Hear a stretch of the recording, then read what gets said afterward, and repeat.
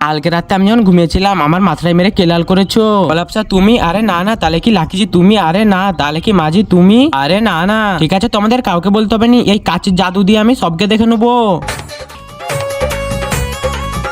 হ্যাঁ, এখন মনের সুখে ঘুমো। এই তো কাজ হয়ে গেছে গা।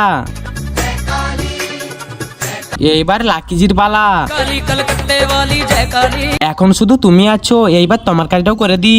काली যাই মিশন শুরু করে দিই গা। এই ফুল তুমি একটা একটা করে তিনজনের কাছে চলে যাও। কি ভাবছো তোমরা, তোমাদের হাতে ফুল কি করে এলো তাই তো?